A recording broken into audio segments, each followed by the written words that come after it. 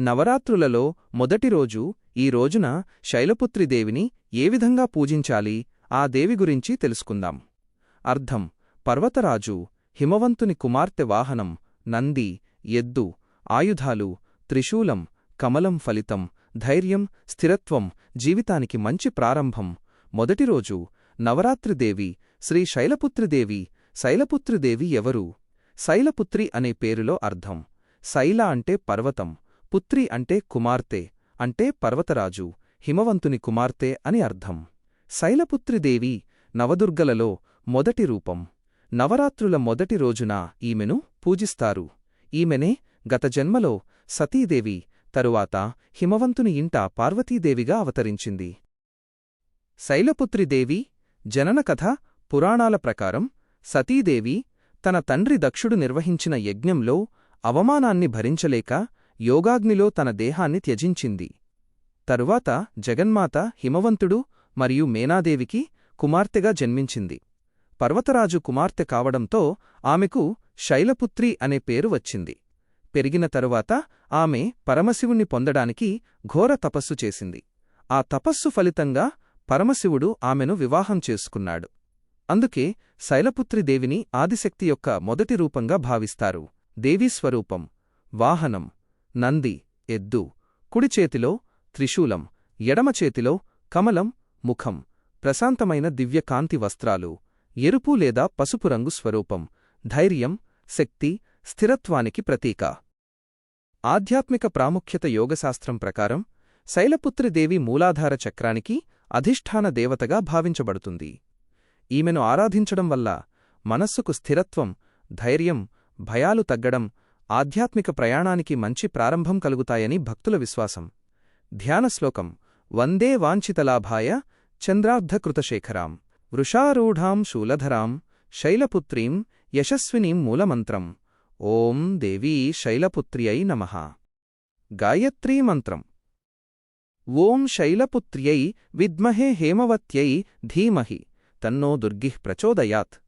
పూజావిధానం: ఉదయం స్నానం చేసి పరిశుభ్రమైన వస్త్రాలు ధరించండి. కలశాన్ని స్థాపించి దీపం వెలిగించండి. శైలపుత్రిదేవి చిత్రపటం లేదా విగ్రహాన్ని అలంకరించండి.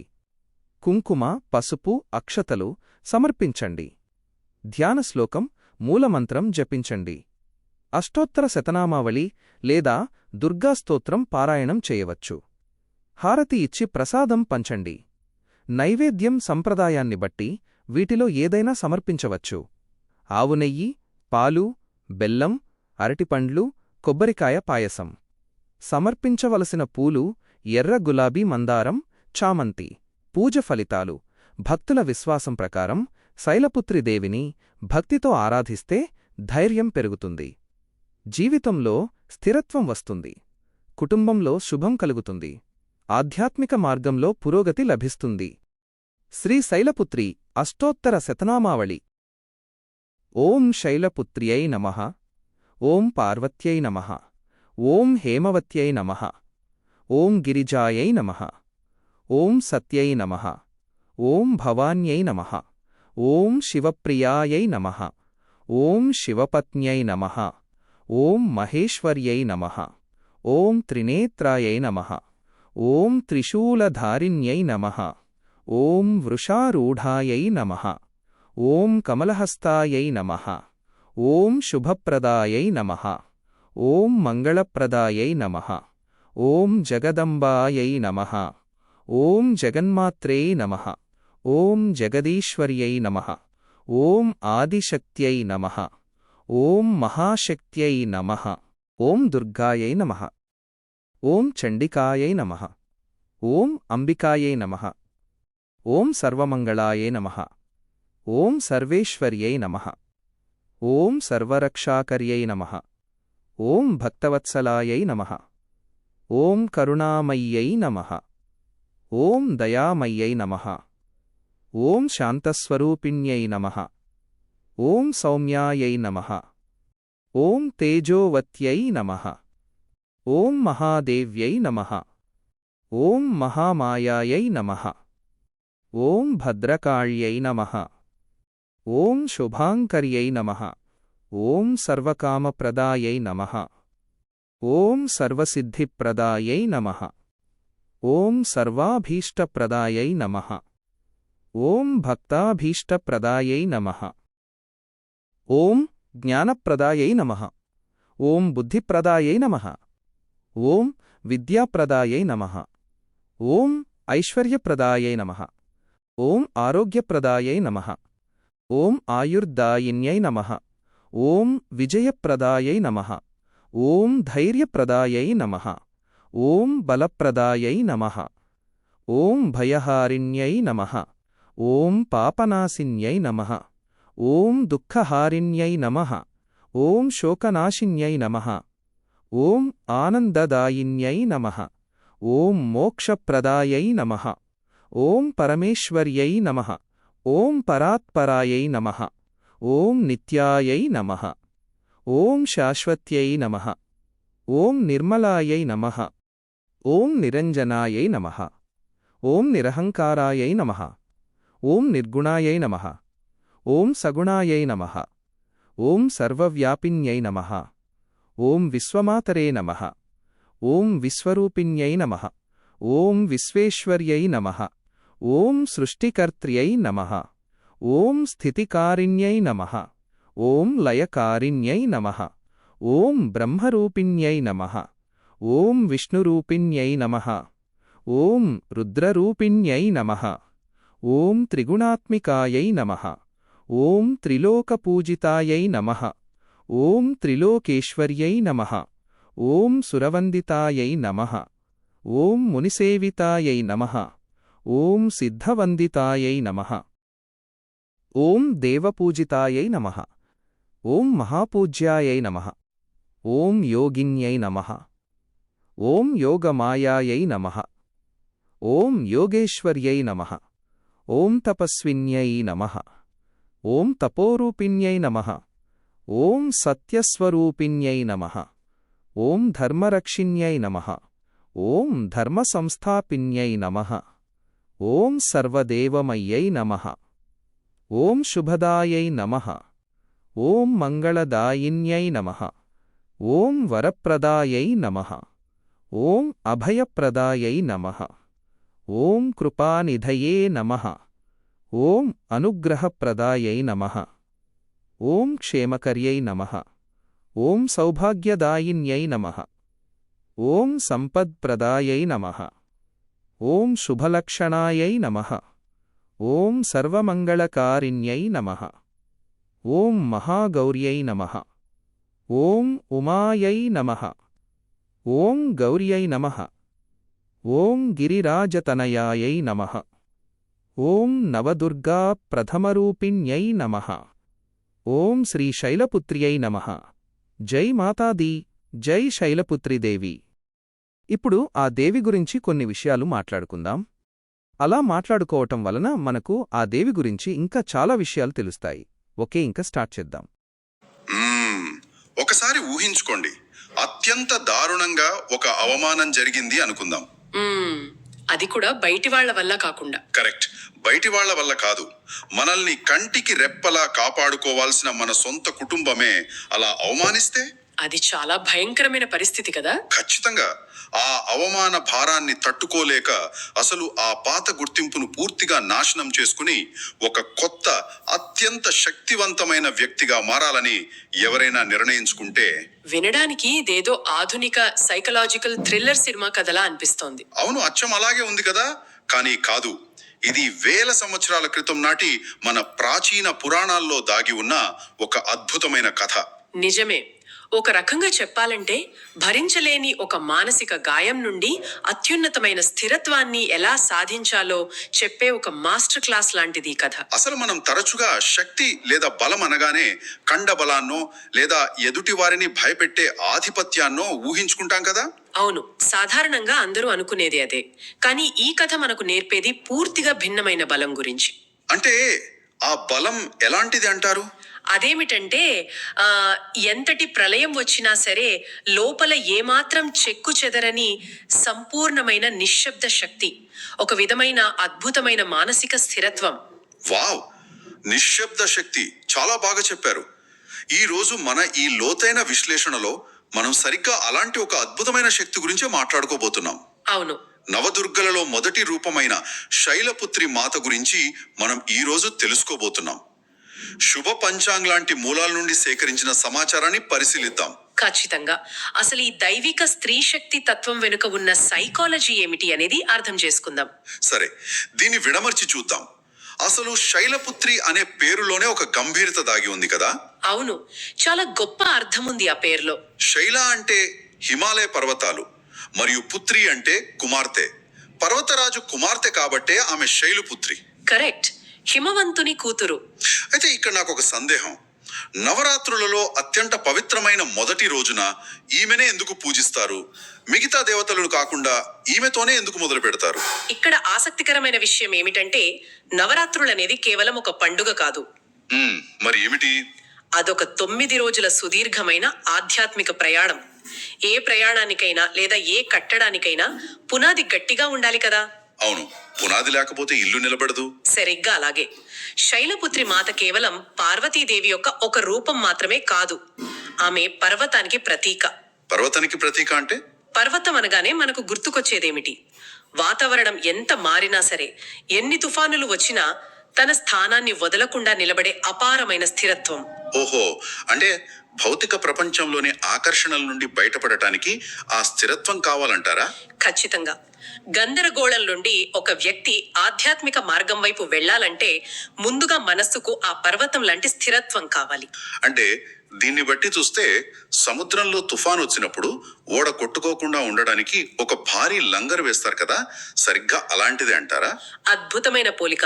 అవును, అచ్చం అలాగే. నవరాత్రులలో మిగతా 8 రోజుల ఆధ్యాత్మిక సాధనకు శైలపుత్రి మాత ఆరాధన ఒక లంగరు లాంటిదన్నమాట. నిజమే. మొదటి రోజే మన మనస్సును ఒక పర్వతంలా స్థిరంగా మార్చుకుంటేనే మిగతా ప్రయాణమంతా సాఫీగా సాగుతుంది. చాలా స్పష్టంగా చెప్పారు. కానీ ఆమెకు ఆ పేరు ఊరికే రాలేదు కదా. అస్సలు కాదు. ఆమె పర్వతరాజకుమారిగా జన్మించడం వెనుక ఒక గొప్ప పరిణామ క్రమం ఉంది. ఒక వ్యక్తి ఆధ్యాత్మికంగా అత్యున్నత శిఖరానికి చేరాలంటే ముందుగా తమలోని అహంకారాన్ని వదులుకోవాలి కదా. అవును, శైలపుత్రి కథ మనకు ఖచ్చితంగా అదే నేర్పుతుంది. అక్కడికే వస్తున్నాను. ఆమె పర్వతరాజుకు పుత్రికగా జన్మించడానికి ముందు, అంటే ఆ గతం ఏంటి అని పరిశీలిస్తే అది ఏమాత్రం ప్రశాంతంగా లేదు. అవును, చాలా ఉద్రిక్తంగా ఉంటుంది ఆ గతం. పురాణాల ప్రకారం ఆమె తన పూర్వజన్మలో ప్రజాపతి భక్షుని కుమార్తె. ఆమె పేరు సతీదేవి. అవును, సతీదేవి కథ చాలా లోతైన మానసిక సంఘర్షణను వివరిస్తుంది. అంటే ఆమె శివుని భార్య కదా. కరెక్ట్, సతీదేవి శివుని భార్య. కానీ ఆమె తండ్రి అయిన ప్రజాపతి దక్షునికి శివుడంటే అస్సలు ఇష్టం ఉండేది కాదు. ఎందుకంత కోపం దక్షుడికి? ఎందుకంటే ఆ దక్షుడు ఒక నియమబద్ధమైన నిబంధనలకు, అహంకారానికి మరియు ఆచార వ్యవహారాలకు ప్రాధాన్యత ఇచ్చే వ్యక్తి. ఒక రకమైన కఠినమైన రూల్స్ ఫాలో అయ్యే వ్యక్తి అన్నమాట. అవును, కానీ శివుడు అందుకు పూర్తిగా విరుద్ధం.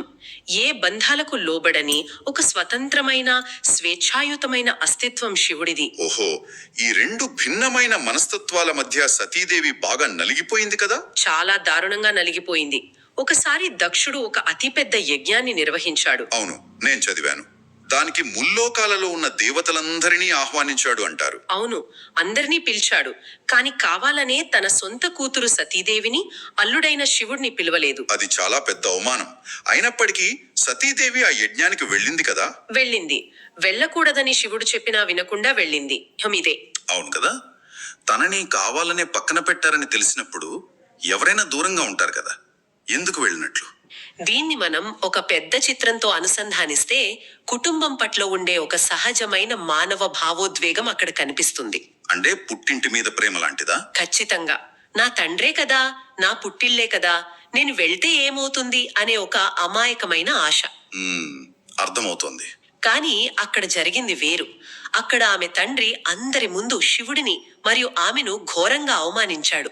అబ్బా, ఆ అవమాన భారాన్ని భరించలేక సతీదేవి అదే యజ్ఞకుండంలో దూకి తన శరీరాన్ని విడిచిపెట్టింది అంటారు. అవును, అది చాలా పెద్ద విషాదం. ఒక్క నిమిషం, ఇక్కడే నాకు పెద్ద సందేహం వస్తుంది. మనం ఆమెను శక్తి స్వరూపిణి అంటున్నాం. అవును, కనిపిస్తోంది. మరి దీన్ని మనం సాధికారత లేదా శక్తి అని ఎలా అనుకుంటాం? ఇది చాలా అద్భుతమైన ప్రశ్న. పైకి చూస్తే అది ప్రాణత్యాగంలాగే కనిపిస్తుంది, నిజమే. అవును కదా. కాని పురాణాలు దీన్ని భౌతికమైన ఆత్మహత్యగా చెప్పటం లేదు. ఇదొక మానసిక పరివర్తన, లేదా దీని ఈగో డెత్ అంటే అహంకార నాశనం అనొచ్చు. అహంకార నాశనం కొంచెం వివరంగా చెప్తారా? సతీదేవికి ఆ క్షణంలో ఒక విషయం స్పష్టంగా అర్థమైంది. దక్షుని కుమార్తె అనే తన గుర్తింపు ఎంత విషతుల్యమైందో ఆమెకు తెలిసింది. ఓహో, అంటే ఆ బంధం ఒక వ్యర్థం అని గ్రహించిందనమాట. కరెక్ట్. ఆ గతం, ఆ అనుబంధాలు అన్నీ తన ఆధ్యాత్మిక ఎదుగుదలకు పెద్ద అడ్డంకి అని గ్రహించింది. అంటే యజ్ఞగుండంలో దగ్ధం చేసింది కేవలం తన భౌతిక శరీరాన్ని మాత్రమే కాదంటారా? అస్సలు కాదు. దక్షుని కుమార్తె అనే తన అహంకారాన్ని, తన పాత ఐడెంటిటీని కూడా ఆమె కాల్చివేసింది. వావ్. ఆ పాత గుర్తింపును పూర్తిగా నాశనం చేసుకున్న తర్వాతే ఆమె పర్వతమంత స్థిరమైన శైలపుత్రిగా మళ్లీ పుట్టగలిగింది.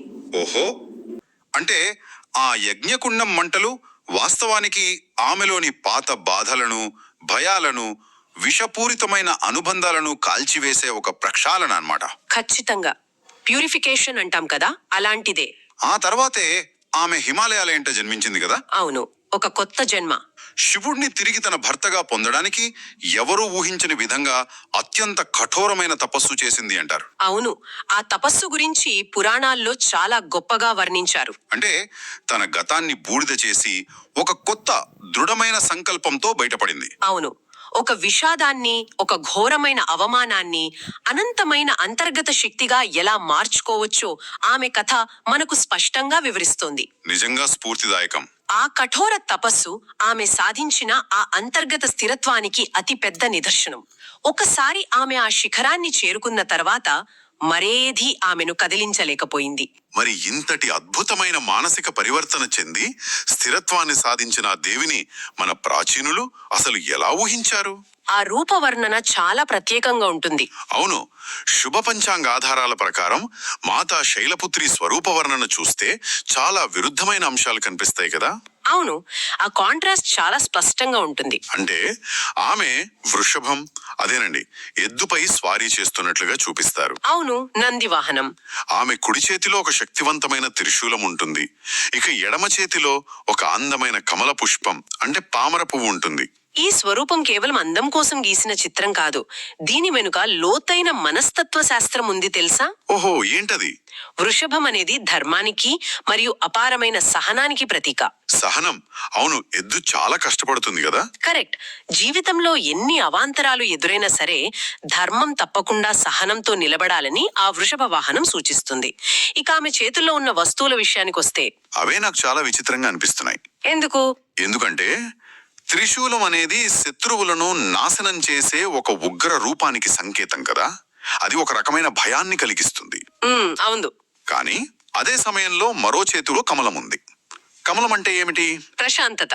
అవును, బురదలో, మురికిలో కూడా ఎంత అందంగా, స్వచ్ఛంగా వికసించే ఒక ప్రశాంతతకు సంకేతం. ఖచ్చితంగా. అంటే ఒక చేతిలో ప్రచండమైన హింస లేదా శక్తి, మరో చేతిలో పరమశాంతి. ఈ రెండింటినీ ఒకేసారి ఎలా బ్యాలెన్స్ చేయగలం? వినడానికి ఇది కొంచెం విరుద్ధంగా ఉన్నా ఇక్కడే అస్సలైన వాస్తవం ఉంది. అంటే త్రిశూలం కేవలం హింసకు ప్రతీక కాదు, అది హద్దులు ఏర్పరచుకోవడానికి, అంటే సెట్టింగ్ బౌండరీస్ అనొచ్చు, దానికి ప్రతీక. ఓహో, బౌండరీ సెట్ చేయడం అంటారా? అవును. మనలో ప్రశాంతత నిలబడాలంటే, అంటే ఆ కమలం లాంటి శాంతి ఉండాలంటే మన శాంతిని భంగం చేసే ఆటంకాలను నాశనం చేసే ధైర్యం మనకుండాలి కదా. అవును, ఆ ధైర్యం లేకపోతే ఎవరైనా మన శాంతిని చెడగొడతారు. కరెక్ట్. ఆ ధైర్యమే త్రిశూలం. కమలం వికసించాలంటే ఆ కమలాన్ని కాపాడుకునే కవచం లాంటి పట్టుదల మనలో ఉండాలి. వావ్. త్రిశూలం లాంటి పట్టుదల, కమలం లాంటి ప్రశాంతత, ఈ రెండూ కలిస్తేనే మనిషి జీవితంలో నిజమైన స్థిరత్వం వస్తుంది. నిజంగా ఆలోచించాల్సిన విషయం ఇది. మనం ఎప్పుడూ శాంతి వేరు, శక్తి వేరు అనుకుంటాం. కానీ అలా కాదు. అవును, తన శాంతిని కాపాడుకోలేని వాడికి నిజమైన బలం లేనట్లే అని ఇప్పుడు అర్థమైంది. ఖచ్చితంగా. సరే, పురాణాల ప్రకారం ఆమె ప్రయాణాన్ని, ఆమె రూపాన్ని చూసాం. ఇప్పుడు దీని సైన్స్ లేదా మన అంతర్గత శరీర నిర్మాణంతో పోల్చి చూద్దాం. ఇది చాలా ఆసక్తికరమైన కోణం. హిందూ మతంలో శైలపుత్రి దేవికి చంద్రునితో మరియు మన శరీరంలో ఉండే మూలాధార చక్రంతో చాలా బలమైన సంబంధం ఉందని చెబుతారు కదా. అవును, రూట్ చక్ర అంటారు కదా, దాంతోనే కనెక్షన్ ఉంది. ఆమెను పూజించడం వల్ల మానసిక సమతుల్యత కలుగుతుందట. అంటే దీని అర్థం ఏమిటి? ఏమనిపిస్తోంది మీకు? ఆకాశంలో ఉండే చంద్రుడికి మన శరీరంలోని ఆ మూలాధార చక్రానికి అసలు సంబంధం ఏమిటి? ఇది ఒక ముఖ్యమైన ప్రశ్నను లేవనెత్తుతుంది, మరియు ఇది యోగ శాస్త్రానికి సంబంధించిన కీలకమైన అంశం కూడా. కొంచెం విడమర్చి చెప్తారు? ప్రాచీన గ్రంథాల ప్రకారం చంద్రుడు మనస్సుకు ప్రతీకం. చంద్రమా మనసో జాతః అని ఒక శ్లోకం కూడా ఉంది. అవును, విన్నాను. చంద్రుడు ప్రతిరోజు ఎలా అయితే మారుతూ ఉంటాడో, ఒకరోజు పూర్ణంగా ఉండి మరో రోజు క్షీణిస్తూ ఉంటాడో, మన మనస్సు కూడా అంతే కదా. కరెక్ట్. నిరంతరం చంచలంగా ఉంటుంది మనసు. అవును, ఒకరోజు ఆనందం, మరో క్షణం బాధ, కోపం, భయం ఇలా మారుతూ ఉంటుంది. మరి మూలాధార చక్రం సంగతి ఏమిటి? ఇక మూలాధార చక్రం అనేది మన వెన్నెముక అడుగు భాగంలో ఉండే ఒక శక్తి కేంద్రం. ఇది మన అస్తిత్వానికి, మన మనుగడకు, అంటే మన సర్వైవల్ కి పునాది లాంటిది. ఓహో, అంటే మనసు గాలిలో ఎగిరే పతంగు లాంటిదైతే మూలాధార చక్రం దాన్ని పట్టుకునే దారం లాంటిది అంటారా? ఖచ్చితంగా. దీన్ని ఆధునిక పరిభాషలో చెప్పాలంటే మన స్మార్ట్ ఫోన్లలో గైరోస్కోప్ సెన్సర్ అని ఒకటి ఉంటుంది, గమనించారా? అవును, ఫోన్ డైరెక్షన్ ని బట్టి స్క్రీన్ అడ్జస్ట్ అవుతుంది కదా. కరెక్ట్. మీరు ఫోన్ని ఎంత అటు ఇటు ఊపినా స్క్రీన్ మాత్రం తిరగకుండా స్థిరంగా ఉండేలా ఆ సెన్సార్ చూసుకుంటుంది. నిజమే.